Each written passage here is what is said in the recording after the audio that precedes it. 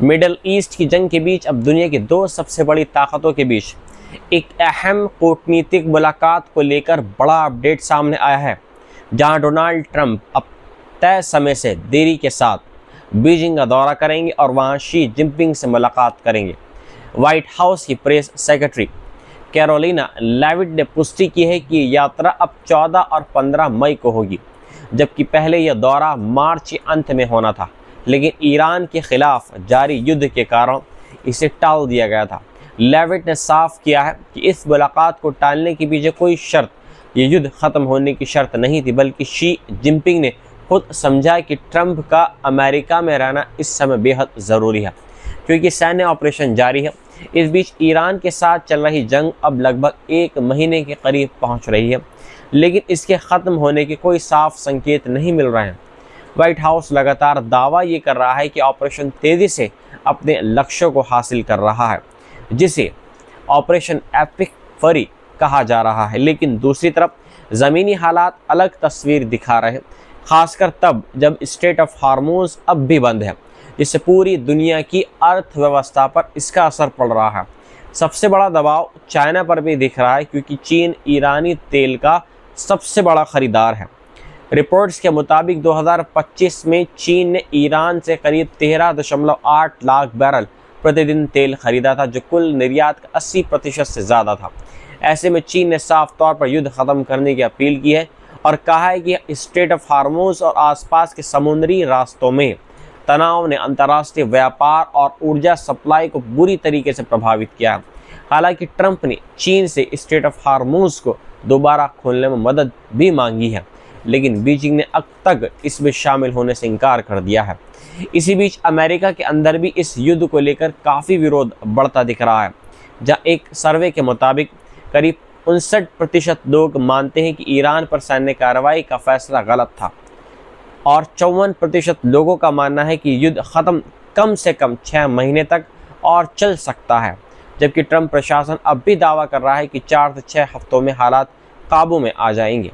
अब सबकी नज़र इस बात पर टिकी है कि मई में होने वाली ये ट्रंप और शी जिनपिंग की मुलाकात क्या इस जंग को ख़त्म करने की दिशा में कोई बड़ा कदम साबित होगी, या फिर ये सिर्फ व्यापार और वैश्विक रणनीति तक सीमित रहेगी। एक ईरानी सुरक्षा जानकार मुर्तज़ा समेरी ने खुली चेतावनी देते हुए कहा है कि ईरान ज़रूरत पड़ने पर यूनाइटेड अरब अमीराट्स और बहरीन के तटीय इलाकों पर कब्जा करने के लिए तैयार है।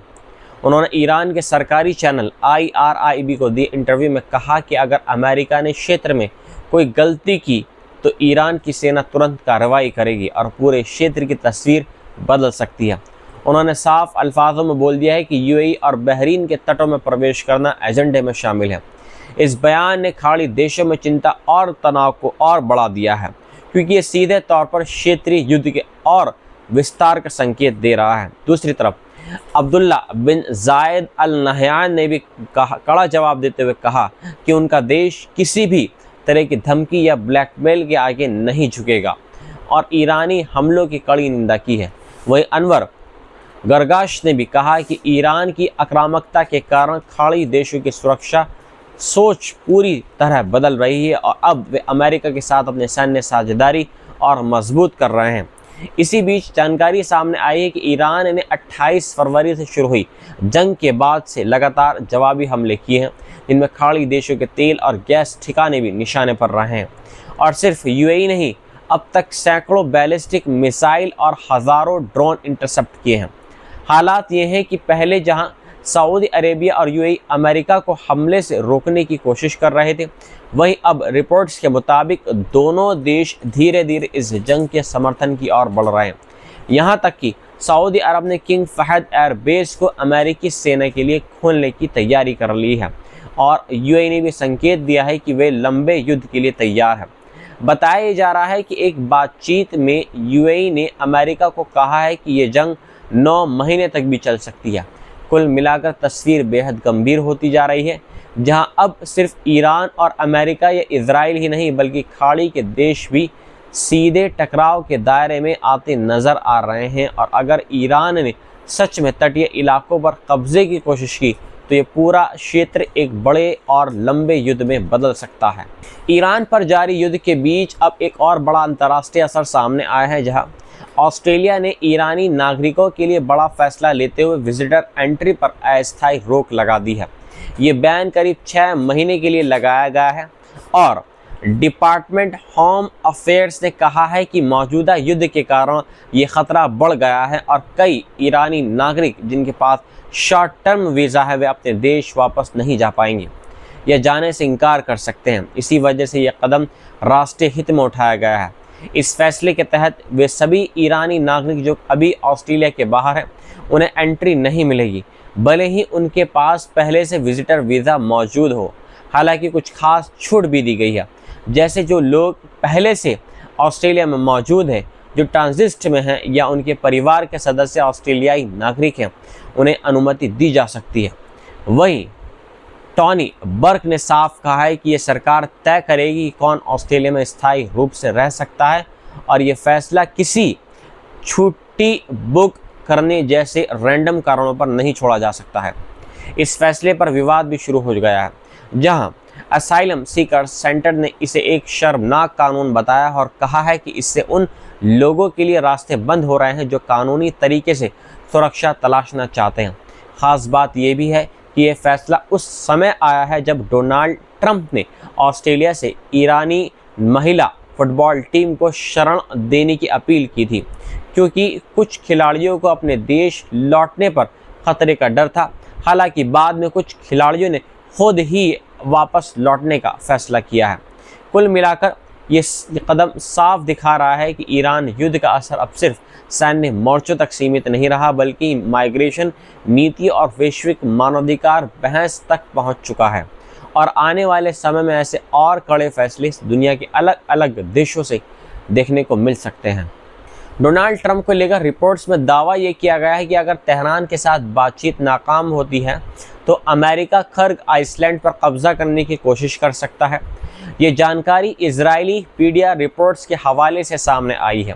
जिसमें कहा यह गया है कि ट्रंप इस जंग को ख़त्म करना चाहते हैं, लेकिन अगर ऐसा नहीं हुआ तो खर्ग द्वीप पर कब्जा एक विकल्प के तौर पर तैयार रखा गया है और इसके लिए तैयारियां भी शुरू हो चुकी हैं। ये द्वीप ईरान के लिए बेहद अहम है, क्योंकि यही उसका सबसे बड़ा तेल निर्यात केंद्र है और ये फारस की खाड़ी में ईरानी तट से करीब 30 किलोमीटर दूर स्थित है।